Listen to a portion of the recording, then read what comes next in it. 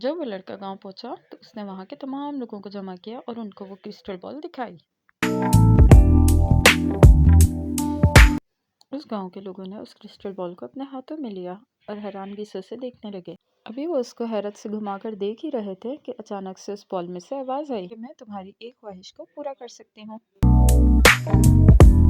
उनमें से एक शख्स ने उस बॉल को अपने हाथों में लिया और खुशी से चिल्लाया कि मुझे सोने का भरा एक थैला चाहिए।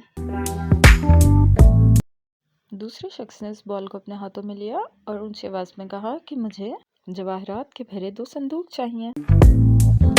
उनमें से कुछ ने ख्वाहिश की कि उन्हें अपने पुराने घरों की जगह नए महल चाहिए जिनका मरकजी दरवाज़ा सोने का बना हो, तो कुछ ने जवाहरात के भरे थैलों की ख्वाहिश की।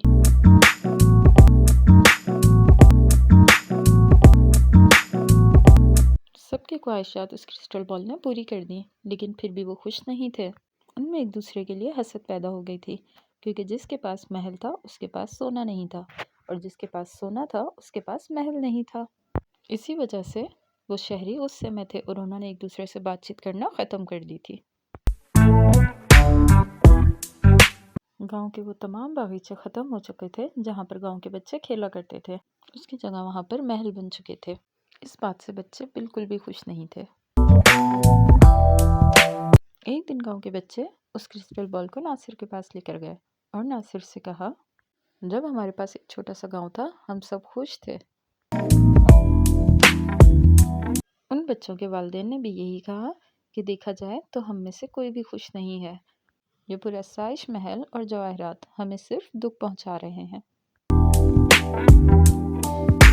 जब नासिर ने देखा कि वाकई हर शख्स पछता रहा है तो उसने कहा, क्रिस्टल बॉल के कहने के बावजूद मैंने आज तक कोई भी ख्वाहिश नहीं की, पर अगर आप लोग चाहते हैं कि हर चीज़ बदलकर पहली सी हो जाए तो ये ख्वाहिश मैं क्रिस्टल बॉल से कर सकता हूँ।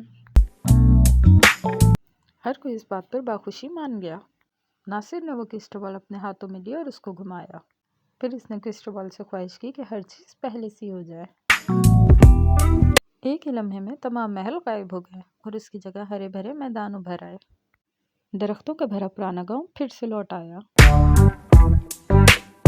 लोग एक बार फिर से हंसी खुशी रहने लगे और गांव के बच्चे दरख्तों के साए में खेलने लगे। नासिर अपनी पहले से पुरसुकून जिंदगी गुजारने लगा। वो हर ढलती शाम बांसुरी बजाता। उसकी बांसुरी की मीठी आवाज़ पूरे गांव को अपने हसार में कर लेती। नतीजा, हमें हर उस चीज़ से खुश रहना चाहिए जो कि हमारे पास है और हमें लालच नहीं करनी चाहिए।